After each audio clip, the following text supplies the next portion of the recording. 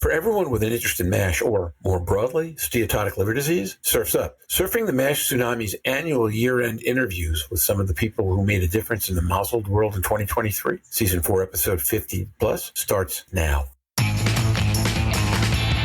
Today on Surfing the MASH Tsunami. I just want to, use this opportunity to really thank everybody throughout the larger NASH community, the larger liver community, and larger healthcare community for all the thoughts, prayers, well wishes, visits to my hospital room as well. Let's step into the bigger world. How would you sum up 2023 for the liver community overall? I think that there was so much forward movement and so much increased attention that it can't be judged as anything but a success. I don't think that having issues and controversy is a bad thing. You work through them, you jump those hurdles and the hiccups. It's how you bounce back and how much stronger your knowledge becomes as a result. That's very much what you were describing. That's the strength of our collegiate working and hepatology. There are more people who are engaged in this, and I think ultimately that will inure to the success of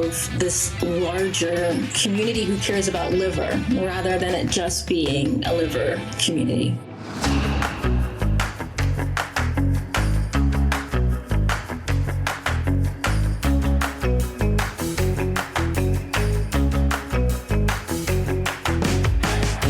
As a momentous year in steatotic liver disease comes to an end, the Surfing the MASH Tsunami team is reviewing the year with some of our favorite guests.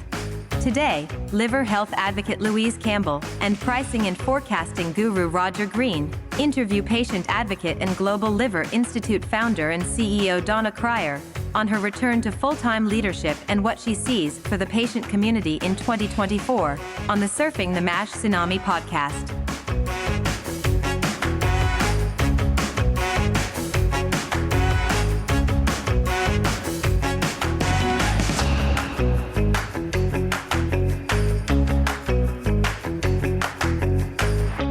For those of you who have an hour and a half to spend, Louise and I are joined by Donna, who has been a little bit under the weather, is now on the mend and back on her way to 100% in the new year. And for those who've ever listened to a Louise, Donna, Roger conversation on this podcast, they tend to run long and have tons of laughter in them. And I can't see why this would be an exception. So Donna, on the path back from sick to 100%, how far back are you? I operate at sort of a 200% of the average person. So I am at least 125%. On my own personal scale, I'm probably most days, 80, 90%. And so, for those, I just want to, use this opportunity to really thank everybody throughout the larger NASH community and the larger liver community and larger healthcare community for all the thoughts, prayers, well wishes, visits to my hospital room as well. It just really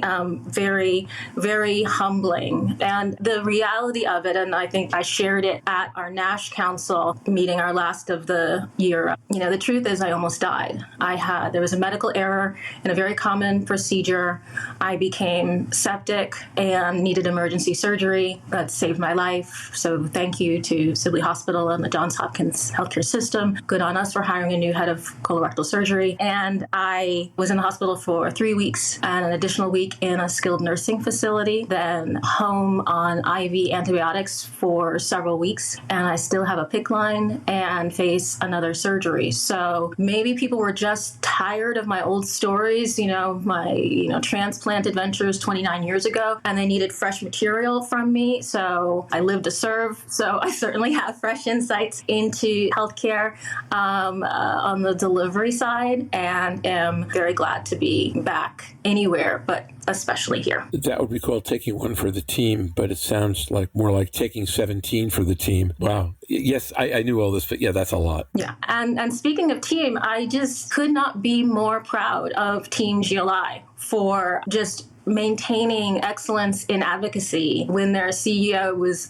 just disappeared. This all happened so fast and on a weekend that there was no means to sort of communicate in real time just 5 days before our Advanced Advocacy Academy that I would just be like out, as far out as one could be. But the team just rose to the occasion. And additionally, they had to go to the liver meeting without me. And I just feel that the measure of a leader is, have you created other leaders? And do they create other leaders? And so when I realized what Team GLI and then all the patients that we've worked with, how they stood up and kept going over the past almost 3 months, I just could not be more proud and excited about the capacity building that we've been doing in liver advocacy. Do you have a single story that speaks to how well everybody did in your absence? I think it was the feedback that I was getting from patients during and immediately after A3 about how warm and welcoming the team was to them and how they came to this event not knowing what to expect, and they left with a sense of both purpose and family. So, there are the substantive things that are delivered, but the fact that the culture of GLI, embracing patients and making them feel safe when so much of going through healthcare and certainly pushing forward in advocacy feels unsafe, but feeling sort of wrapped up in that sense of safety and family was the best feedback and report that I could ever get. That's great. That's fantastic. Louise, your floor. The one question I wanted to ask on what you've said, apart from wanting more patient experience to feed back from a different angle, I can think of better ways to do it. But when something happens like that, does this now give you more confidence and an ability to relax within being a CEO of obviously something as dynamic and big as GLI? Because I remember when I became a ward manager for the first time, I took over a problem ward. And that whole thing of being accountable 24/7 and then being able to hand over at one time and trust people to do what they are trained to do. And it wasn't until I could let go that I was able to relax a little bit. But my staff, again, stepped up, took to the plate, and that gave me that much more confidence. Do you find that the experience has done that for you? No. But in a sort of a different way. I was already, this week is actually the 10th anniversary of having started to sign the initial paperwork for the Global Liver Institute's creation. And so I was already going into this year recognizing that I was more of a player coach and seeing the team really respond to that like so well. So, I would get an invitation for a NASH meeting in the UK, for example, and I'd send it over to Mr. McIntyre. He would be like, oh, yeah, I've already, responded to that. I'm presenting, they're flying me over, and so I'm like, okay, go you. And so I already had such a great confidence. And I was raising another issue about, what we would be doing in Europe. And Giacomo Danini said, well, that is why you have a Giacomo. And I was like, I guess so. I guess that's why I have a Giacomo. Okay. So I've been told. And so we'd already, as a team, been making this shift and me sort of inventorying what my role and contribution was to the organization with this new structure. And we've grown so quickly. So the pivoting and realizing that people were taking on new roles. And it's the greatest compliment that I could ever have that interns stay with us and come into full-time positions. And we've been able to promote from within. So people now have a sense of some history and continuity. And so with that, I was already confident that the team could and would move forward. Also, I'd had the experience before where I sort of ran off to go be interim CEO of the People-Centered Research Foundation for several months, which forced the team at that time to, work out what would happen if Donna couldn't, think it, write it, do it. And so I've always thought from that was a really important growth spurring activity for the team. And so I think because I've always been cognizant of, as a patient, something could happen to me. And so building the team in a way where we always communicated everything that was going on and what everybody's job meant to the whole, although I wasn't expecting anything to happen, I just knew as a patient something could, and I've always built the organization in that way. And so I had that comfort level, particularly with this team. Fantastic. Sounds good. The perfect answer. You got the job. I was going to say, if you want to say no in a way that raises the question 6 levels, that was pretty good. Really good. Well, no, but But it was nice to hear that transition had already happened, because we know that we've seen Donna work at 300% and going and going and going. It's like those Duracell batteries have got to run out. But giving over when you've controlled so much is a hard thing. And so it is reassuring and nice to know. So that was a great no for all of the right reasons, Roger. Mm-hmm. I'm right there with you. I think it was more important for the community to know that GLI is more than just me, and that Team GLI could continue to do all of the things and all of the different types of liver diseases across all of the different councils without Donna being there. So I think that was more important for them to demonstrate. I knew how wonderful they are and how strong they were without me. I like to think I make things a little better or add something, but it was really important for the liver community, whether patients or industry partners or physicians, to know that Team GLI is built to last. Well, fantastic and gratifying, I'm sure. So let's step into the bigger world than just Team GLI. Not that Team GLI isn't an important part of that world. How would you sum up 2023 for the liver community overall, the steatotic or fatty liver disease, whatever you want to call it, community overall? How would you sum up the year for the community? I think that there was so much forward movement and so much increased attention that it can't be judged as anything but a success. I don't think that having issues and controversy is a bad thing, but I'm a lawyer, so issues and controversies are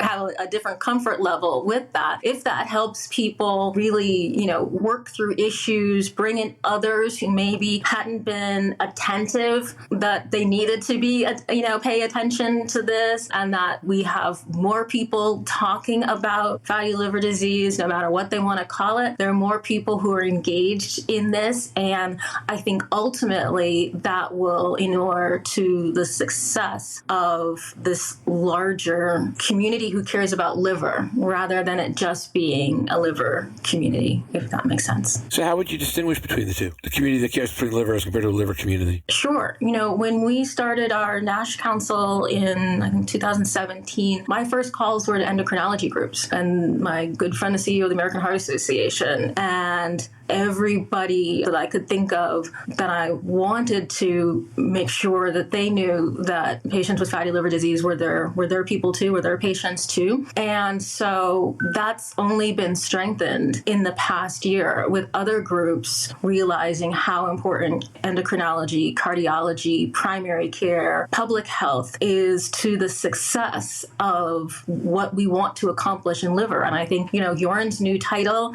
and department and role is a perfect example of the philosophy that we've been using and that seems to have caught on. I remember being in Paris and asking very prominent KOL in the liver field if they knew sort of their equivalent in endocrinology, and they didn't. And I was like, well, can I introduce you? And so when I see not only larger groups of endocrinologists and cardiologists and hepatologists working together, the digestive groups, AGA and AASLD working together in a way that they hadn't before, and that being really made more concrete in department titles like Jorn has, or in industry departments and positions that are focused on liver health rather than a specific disease. I think that is a huge progress that will move us forward in much larger ways that any individual sort of advance would make. I think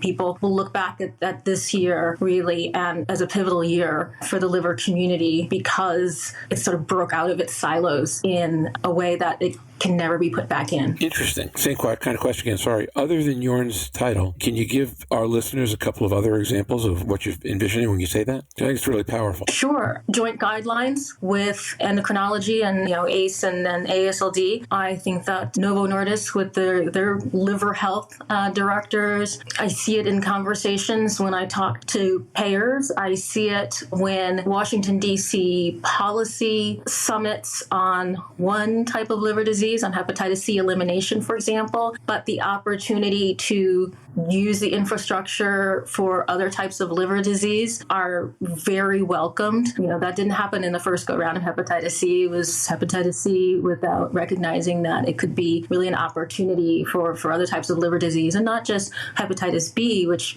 that's easy, that's right next door. But really thinking about creating, liver health is public health is something that resonates now and is starting to be, put into different structures. I see it everywhere, but I'm looking for it. I think that's fair. And I think sometimes if you live in the bubble, you take for granted either that what's going on outside the bubble always went on outside the bubble, or you don't even look outside the bubble. Right. But if you've been the one blowing the bubble, you definitely see it grow. Okay, that's a metaphor too far. You've been the one creating the change and advocating for the change. You definitely can measure it. And, when I talk to my team, I often, in some of those discouraging moments, I am very grateful that I am of an age and of an advocacy experience that I have seen large changes, through the arc of time, of things like access to health data go from, why would a patient even want that? We're so sorry that it's not in the portal for, immediately. And, here's your password. Can we make sure that you use it? And let us add, increasing amounts of information to it. So I take resistance with a shrug, because everything that so many things that I've been involved in have taken 10, 15, 20 years to happen, but they did, just before what we like to call the incident with my healthcare, of my health. I was in the Oval Office having President Biden sign a transplant system, an OPTN Modernization Act that I've been working on for ages, surrounded by the HHS secretary and, the head of HRSA and a few others. So my confidence that change is possible over time is well earned. Following that forward, tell me about next year. Tell us about next year. Tell all of us about next year. Usually I take a little time over the holidays and really give some deep thoughts into next year and plan it out in various, calendars and ways. But I think the direction, particularly in NASH for next year, was given to us with great clarity by Dr. Frank Anania at the GLI NASH Council final meeting of December. And so he talked about having FDA now involved in the conversations about the name change, which they weren't before the announcement, and various ways that now several government agencies and others can be involved in the implementation of a name change. And so I am, excited that things that were recommended in the early stages of this language transition are now coming into effect. And so I think that the next year hopefully will involve certainly having a drug approved, which will be a catalyst in and of itself. But I think the structures for bridging to the language on how we communicate about fatty liver disease will be finally put into place in ways that many have recommended they do so. So I really want to give credit to Dr. Anania for his above and beyond work to ensure that a change is successfully executed and implemented in all the places in healthcare that it needs to be. I think it makes sense. That's pretty clear. Do you see any storm clouds on the horizon, or only sunny skies ahead? There are always stormy days. That's why we carry umbrellas. It came up in the last interview, and Louise said, well, I personally carry an umbrella. That's why I laughed. Yes. So that I know, I prepare this for the stormy days for somebody, and I watch them from under my umbrella. So I think that's why I was so insistent, shall we say, on an implementation work group around the name change, because I believe it's the responsibility of leadership to anticipate stormy days, bumps in the roads, and do whatever is necessary, whatever is possible to ameliorate that, or to soften those and make that transition as painless as possible. Change is always hard, but there are ways to make it less hard rather than harder than it needed to be. And so, of course, there will be stormy days. There'll be bumps in the roads. There'll be things that we cannot anticipate. But I think that the fact that there is, as we were discussing, more people who are paying attention now, more people who hopefully are learning the hard lessons that you do need to pay attention to regulatory things. You do need to involve a broader group of people outside hepatology in this change. You do need to listen to patients. You do need to listen to people who have experience doing the thing that you're trying to do. And so hopefully with those lessons learned and more people on board carrying the weight of this all, I think we'll be able to weather any storms that occur. So do you see anywhere they might come, or do we just think that there will be storms because there always are? Well, I think that there are areas that we know about changing ICD codes. There wasn't preparation for that, even though people were told that that was something that they needed to prepare for. There are dozens of changes that need to be made in the way that patients are identified and connected to care. We still have a long way to go in our, relationship building with primary care and making this really easy, convincing them that it's an easy thing to do in the normal course of their already overburdened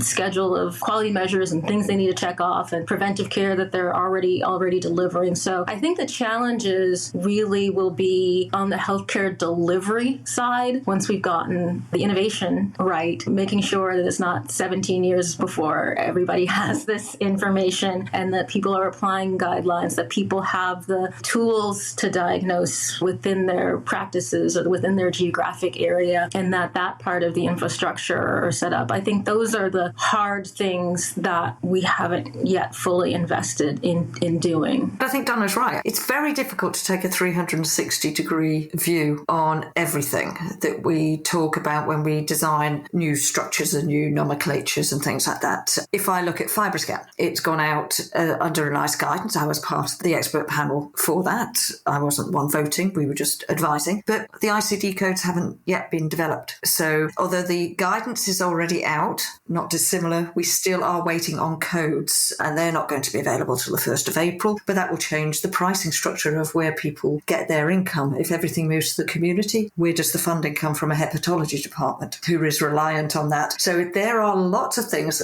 because we've just done a complete review of the potential. So there are a lot of issues that we didn't consider, because that's not the role of NICE. It is to get and approve, but we've identified this, and this as a problem. So who's going to be dealing with that? So you are absolutely right in this. We deal with one thing. NICE deal with purely the passing the regulation. How that's dealt with is somebody else's bag. We dealt with the nomenclature. How we put that out into different communities, well, that's up to you. So by looking at those, it is important and different. I obviously work across two zones that work with two different nomenclatures. One's NAFLD, one's muscles. I've got to remember which conversation I'm having. One already has codes in place. One has yet to have codes in place. So that realisation comes as you get into those processes. You work through them. You jump those hurdles and the hiccups. It's how you bounce back and how much stronger your knowledge becomes as a result. That's very much what you were describing. That's the strength of our collegiate working and hepatology, but it's the strength of the others. And I think one of the things of having all of these end-of-year reviews is the themes that come through. And I know people do thematic research, but a lot of the conversation has been about this out of our silos. We're now having those conversations with endocrinologists and cardiologists. We're now sending big hitters to endocrine conferences, obesity conferences, unless we're at that table raising the risk of liver health. And I'm very much liver health, not just liver disease, as you know. So we are now having those conversations that you described, and that's been a theme through these interviews. And that's really, really positive. Let's carry on that. Spread the word. But so I can't agree with you more, having just done a 6-month review on one thing, having already approved it on another. Meanwhile, writing and rewriting a chapter of a book because the terminology keeps moving on you every time you get the chapter done. That's also that's why we chose to go with Global Fatty Liver Day, not to be recalcitrant, but because we recognize that as a global organization, countries and societies have made different choices, and we also have our primary role in explaining things in ways ways that people, not just patients, but like people wherever they are, can understand, and knowing things that need to be translated into different languages and things like that. And so we will, of course, use the various terminology in bridging documents so that people can understand, if they hear various terms, what they correlate to. But at the end of the day, everybody has to explain that there is excess fat in the liver now from the various causes that come under an steatotic liver disease banner. And so that's where we just chose to move where the puck is headed. And that was our thinking behind just cutting to the chase and going with Global Fatty Liver Day, in case anybody was wondering. Well, I'm excited to see what it's going to be in 2024 because we had it discussed in the Houses of Parliament in the UK. We had it discussed in the EU Parliament. So it would be nice to see how much more we can get done in 2024. Absolutely. We already have events planned in Geneva, for example, and are excited about that. I know we've been translating things internally, like who speaks Japanese. We asked at a recent team meeting. So just as this year, even for me in 2023, I was in Mexico meeting with multiple health ministers throughout the different Mexican states on this issue. Was in the UK, in France, in Greece, and the rest of the team traveled to many more countries. And then we had several fold those who were involved in the event previously known as International NASH Day. And so we're really excited to increase those numbers of partnership. And I also, we go through a process of, reviewing who has done more with a little. Our granting ability is still rather small, but who with those small seed grants is able to turn that into huge events in their countries, collaborative events that have changed access and pricing to medications in their countries, and just really run with it so that we can invest further in those partners who really are able to do more and have a greater impact. So it's great, sort of a learning laboratory, a global learning laboratory, to see who can make the most from some small capacity building efforts. Exciting stuff. Yeah. It is. And the theme that suffuses every conversation we've had so far is, in fact, about momentum. Part of that about resmetirom, but frankly, part of that just around the energy of the community converging. One of the major feedback reactions we got to AASLD was, wow, it felt like a pre-pandemic meeting, by which they meant interaction, energy, collegiality, all that stuff, right? Well, you take that and you add progress onto it from people who are kind of parched for progress, if you will, not merely thirsty, but parched. And you get there's a tremendous amount of energy. I think that is a phrase that I'm going to write that down, parched for progress. I think that describes so many. Although I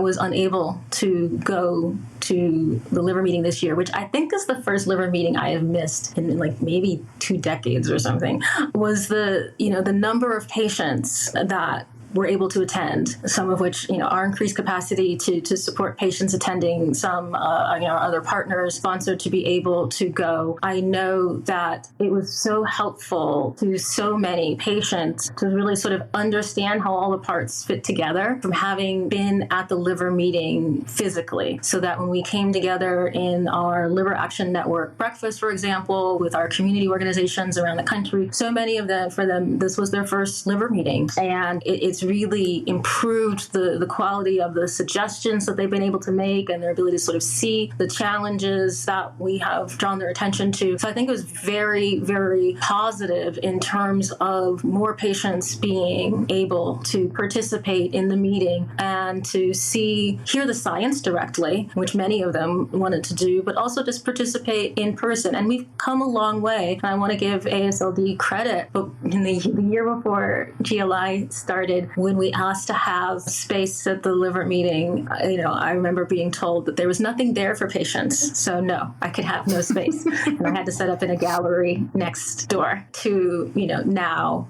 being more a part of the meeting. And I know that there's more opportunities to be more integrated into the meeting itself. But I think we've made a lot of progress in that part of the collaboration, and I hope it continues. If you heard Mike Battelle and me complaining on one episode about being overflowed out of the overflow room for a patient session. I think that hopefully that will cause a recognition of how popular patient content is and how we do not just want to be the beneficiaries of hepatology care, but we want to be and are partners in shaping the field and moving it forward. So I think that that's great. There was an overflow room for my health equity talk the year before last, and so hopefully they will make physical space for us. If not, we will make it for ourselves. So cool. So what else should I be asking you today that I haven't asked you yet? Why does my skin glow like this after all that I've been through? It's the most common question I get. And the answer is? Well, I think part of the answer is how much more access I have had to IV fluids. But one thing I want to give credit to my original transplant team, even with sending into sepsis, when I look back at the labs, even from the emergency room, my liver enzymes never faulted. That transplanted liver is rock solid. So wow. Thank you. Wow. That's fantastic. My donor and the original transplant team and the makers of my immunosuppressants and just everything, because that liver was rock solid. Nothing could move it. Kidneys went one way, blood, hemoglobin went another way. It was crazy. It was madness. But the liver never faltered. So I just want to thank, hepatology and the transplant community for, giving me this opportunity to continue to advocate. And I think that that's also what I am looking forward to in 2024, the increased number of patients that we will be able to serve, now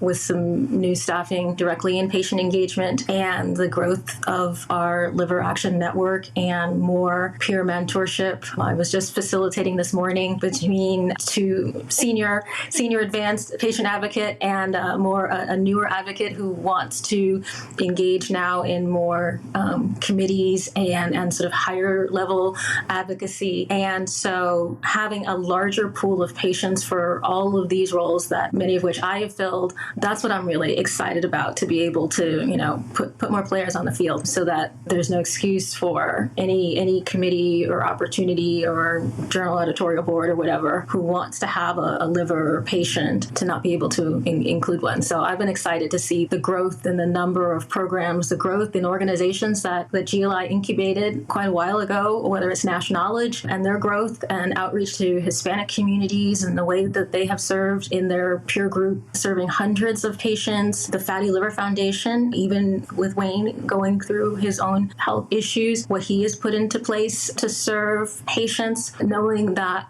we had a role in incubating and, supporting the establishment of those organizations. It's exciting to see that growth. And that will only increase in 2024 as we reach out to things like being able to serve, Met ALD, for example, the not new categories of patients, but categories of patients who have been even more underserved than the average liver patient. Yeah. I will say. I'd say that's fair for Met ALD. Look, you and I talked about this while you've been convalescing, but I thought Met ALD was unquestionably the best thing to come out of the nomenclature process in terms of quad nomenclature, right? Recognition of the idea that there has to be something in the middle there, that these aren't two completely separate diseases, and the formal acknowledgement thereof so you can put them in clinical trials in the future, I thought was actually a really good thing. I think that it will hopefully cause people to recognize that there needs to be a level of service and support for people who are dealing with substance abuse issues to be able to participate in clinical trials that's different than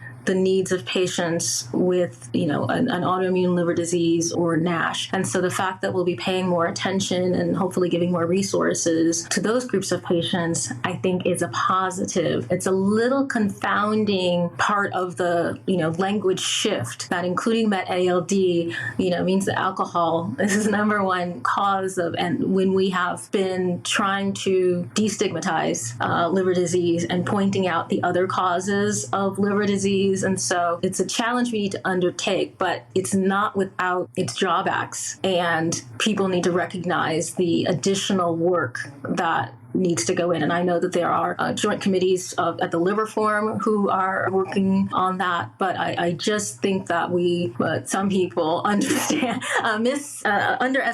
the seriousness and the investment that will be necessary to finally be honest about the drinking that does go on or the mixed causality that is happening. I think the honesty is undoubtedly a good thing. The recognition of the different service needs for the different patient populations is something that I hope people don't just try to gloss over and then say, "Oh, we don't know why it's not working." I know why it would possibly not work, and have been vocal about saying so. So I'm glad it's going on the record now. But there is an opportunity to serve. Excellent, Louise. What else you got? No, I've got nothing else. I'm going to leave that last bit to Donna because it is an exciting period we're going through. I agree. I don't have a better close than that. So we'll let that be the last word for today, Donna. It's great to see you. For whatever reason, your skin looks fantastic.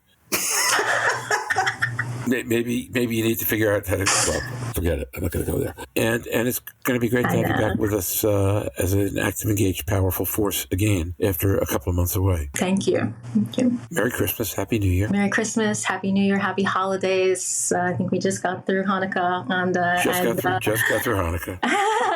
And just really, I want to thank you, Roger and Louise, for this opportunity. I could not think of a bigger or better platform to reintroduce myself and to, speak to our larger group of friends and allies and all those involved. And so thank you so much for this opportunity. You're always welcome. Well, our pleasure. Hey, Donna, have a great holiday and welcome back. Glad you're doing so well. Okay. Have a lovely time. Thank you. Love to you all. Bye-bye. Bye. Now. And now for the Season 4 End-of-Year Episodes Business Report. Slava Chrini, Chayim Slava, glory to Ukraine, glory to heroes. And also Am Yisrael Chai, the people of Israel live. The last time I recorded a business section for this podcast, the U.S. Congress was delaying getting badly needed aid to Ukraine. The world was decrying the death of Palestinian civilians, while most were forgetting, and even worse, some were celebrating, the horrible rapes, beheadings, and other beastly crimes Hamas committed on innocent Israelis October 7th that precipitated the Israeli military action. I'd love to say that 3 weeks later, things have changed for the better, and there were days of hope in the Middle East during the Israel-Hamas ceasefire. But sadly, little is meaningfully improved. As we come to this holiday season, let's hope the Ukrainian military maintains and perseveres through the coming winter, and that we can find a solution in the Middle East that preserves an Israel that does not have to fear its neighbors and allows a Palestinian people who live next to them to find peace and prosperity and pursue a better quality of life for their families and themselves. Slava Chrini, Am Yisrael Chai. Congratulations, Yarn, and welcome back. Last time we met, it was too soon to announce Professor Schottenberg's promotion to department head at the medical school in Saarland. Well, that's official now. Jorn has assumed his new responsibilities, and he will be with us on a more or less regular basis going forward. We may need to work a bit on how to improve his internet speed and reliability when staying overnight in Hamburg. I'm sure we'll work that out. Hey, Spotify, thanks for the good news. Last week, we received from Spotify their wrap-up numbers from 2023. What these numbers told us was that we had more growth this year than we had anticipated. 50% more listeners, 11% more streams, 72% of people listening doing so for the first time. And if we extrapolate up from Spotify's share of our entire listener pool, 3,000 listeners who rate us in their top 10 podcasts, 2,000 rating us in their top 5, and 750 rating us their overall top. Those are bigger numbers than we thought we had, and we're excited to know that so many people are gaining benefit from this podcast. You will see new graphics and a new email address when we all return in 2024. In the interest of efficiency and recognition of Eric's increasingly demanding schedule, we decided to execute the entire graphic and website cutover to MASH Tsunami. All will be fixed when we come back in the beginning of the new year. The vault is closed for 2023.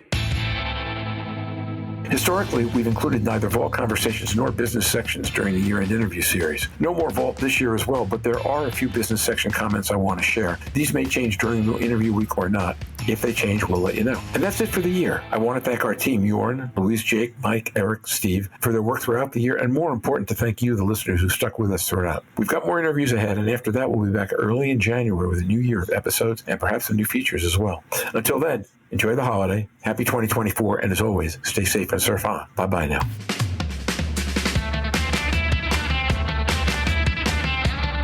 Join us tomorrow when our interview partner will be hepatology researcher, entrepreneur, and age diagnostics founder and CEO Rachel Zayas.